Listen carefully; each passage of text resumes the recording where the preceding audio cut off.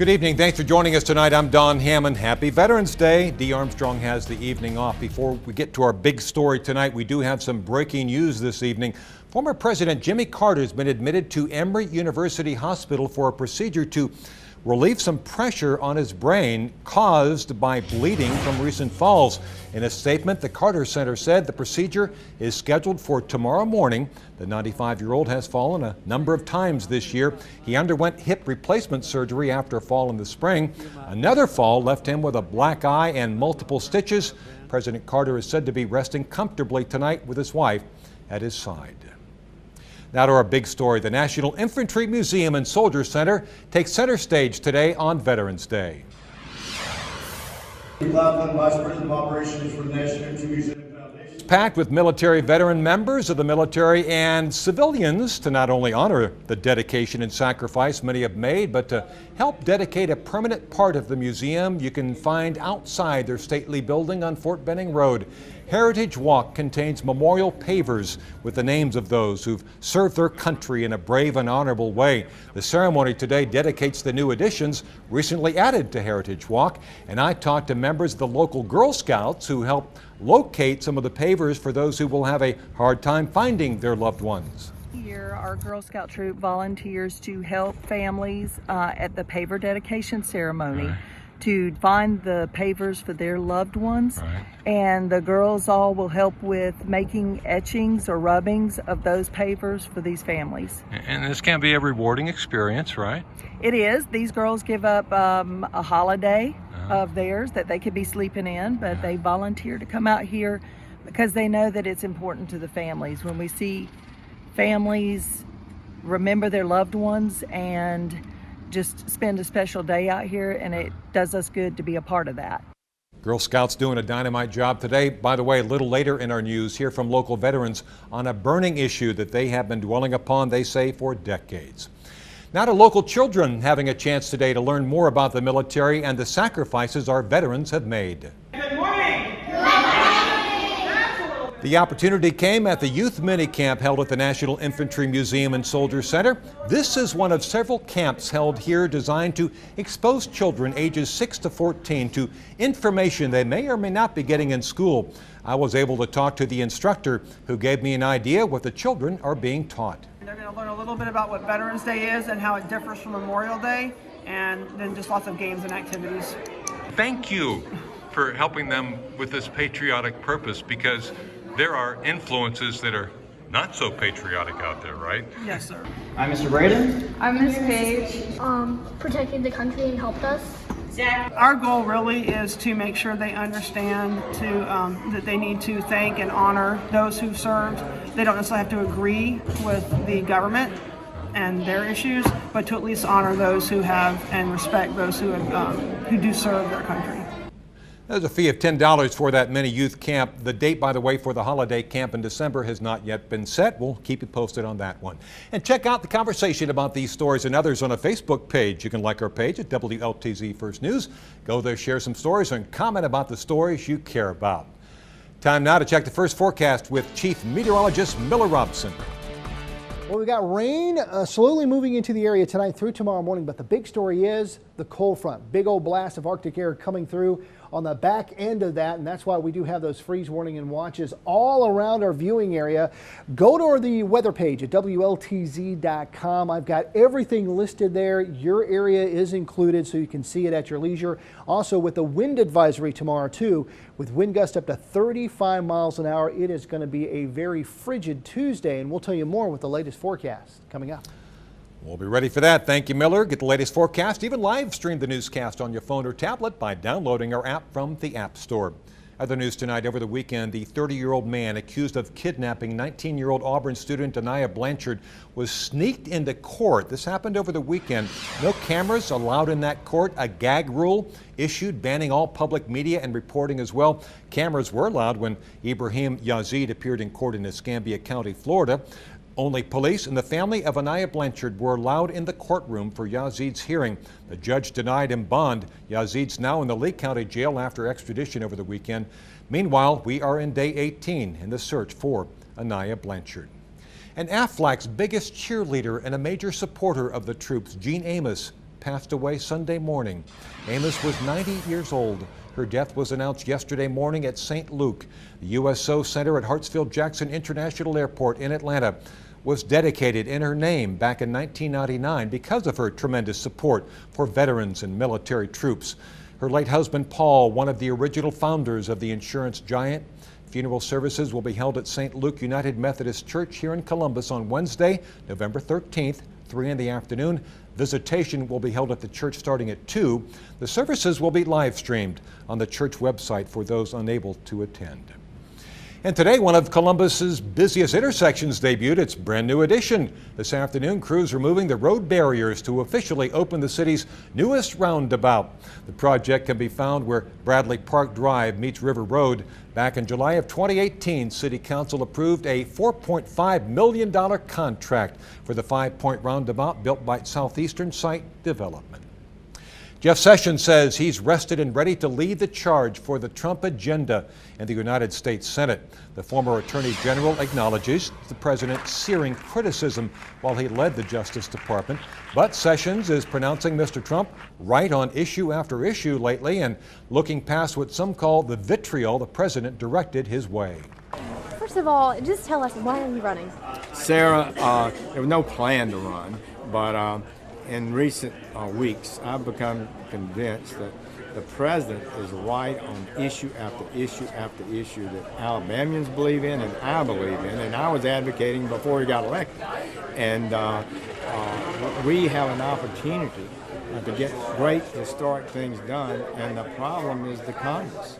It's just not been advancing his agenda and our agenda in a way that I think is appropriate and aggressive. So Sessions will be competing against former Judge Roy Moore, former Auburn football coach Tommy Tuberville, and others in Alabama's Senate Republican primary. This will be taking place in March. A military veteran story I followed all the way to Washington. Coming up on First News tonight, Uncle Sam's forgotten promise made to entice some members of the military to re-enlist. Well, it turned out to be a beautiful Veterans Day. A lot of sunshine today before the clouds moved in. We actually got up to about 72 here in Columbus after a chilly start with temperatures in the 30s and 40s. And that's going to be about it when it comes to 70-degree weather. We'll warm up as we head toward the weekend, but for tomorrow, man, it is going to be frigid. We'll take a look coming up.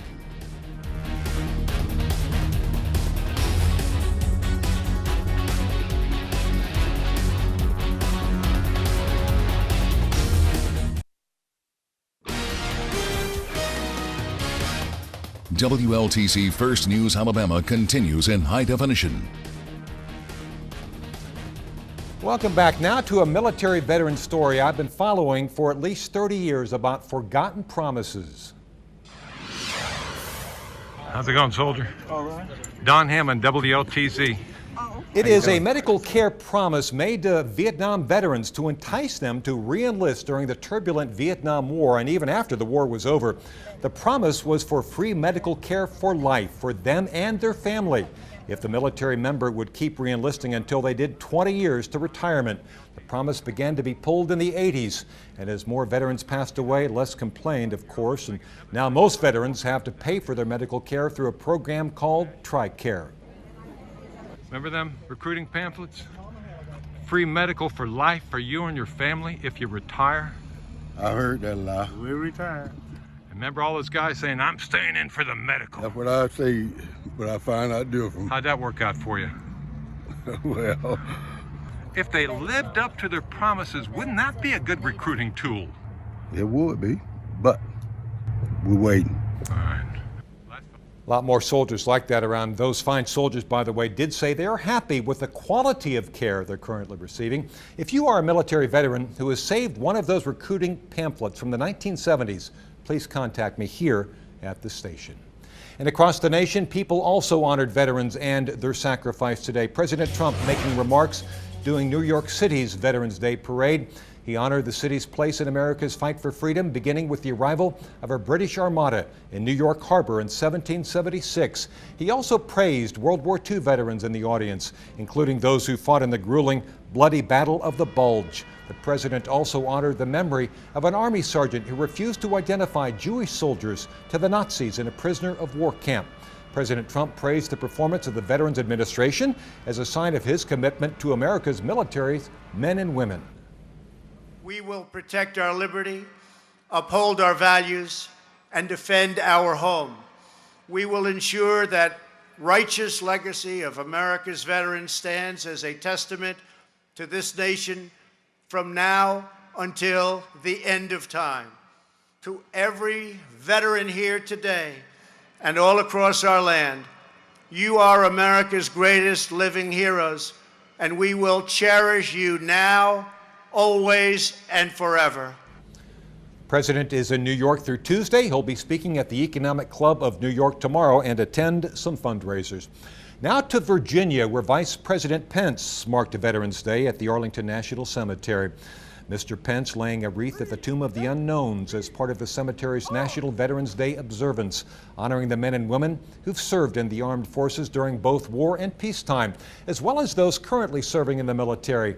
The Vice President delivered remarks while he was there emphasizing the importance of the debt we owe veterans for their sacrifice. The Bible tells us if you owe debts, pay debts. If honor, then honor. If respect, then respect. And today, here at Arlington and all across this nation, Americans gather to pay a debt of gratitude to the generations who've answered the call to serve in the armed forces of the United States. Hey, Mom and Dad, make sure the kids have a coat and an umbrella as they head out for school tomorrow. Now, they'll need the umbrella in the morning along with a coat. You won't need the umbrella tomorrow afternoon, but you will need that jacket because it is going to be cold. Temperatures will fall throughout the day. For most of the day, it's going to feel like the 30s. Some areas to our north, it's going to feel like the 20s with those wind gusts up to about 35 miles an hour. Latest forecast after the break, rain tonight through tomorrow morning, turning dangerously cold tomorrow, along with those blustery winds. Man, it's just going to be a brutal Tuesday, and we'll take a look next.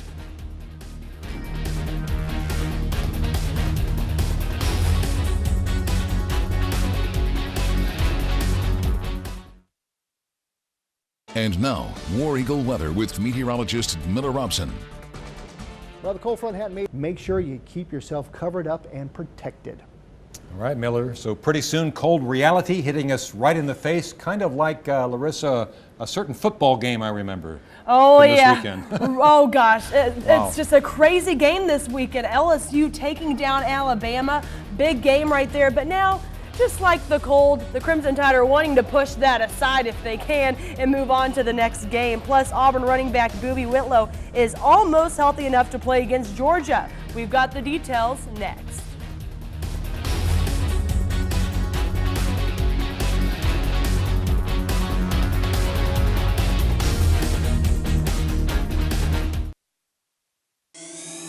And now, True Tigers Sports with Larissa Liska. Good evening, everyone. Coach Dan Quinn said they're not ruled out yet. Hopefully it's not too long that they're out because I know those guys, they're much needed on that Falcons squad. It has been a wild weekend in sports no one will soon forget. All right, thank you, Larissa. Yet to come, a man renovating a home makes a remarkable discovery. Up next, how a man is meeting a military warrior relative he never knew.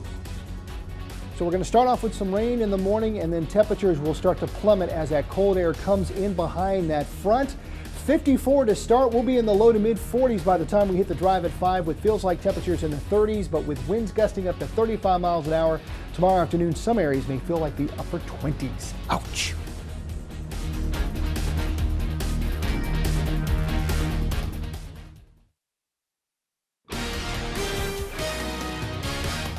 WLTC First News Alabama continues in high definition. Welcome back on this Veterans Day. A homeowner in northwestern France uncovered some love letters in the beams of a roof of an apartment that he's restoring in Redon. Letters are more than a century old from World War I soldier Jean Chaperon to his wife Arielle and to their young daughter Yvette. 60 letters telling the soldier's story over 2 years as he moved through war-torn Europe with his unit. They reveal accounts of Chaperon's daily life as a corporal on the front just before he was killed at 27. On July 19, 1918, when the story of the found letters hit local news stations, Chaperon's grandson recognized the name, made contact with the homeowner. He's now piecing together his grandfather's incredible history. And now some incredible weather heading this way. Miller? The cold air making it in tomorrow. Temperatures will fall as the day goes on. Tomorrow night we'll have those freeze warnings and watches in effect. Also the wind advisories tomorrow with gusts up to 35 miles an hour. I've got all this information that you need to know on the weather page at WLTZ.com. Thank you, Miller. Former President Jimmy Carter admitted to a hospital this evening to relieve some pressure from his brain. We'll have more on that coming your way a little later on First News. Meantime, tonight's show with Jimmy Fallon up next.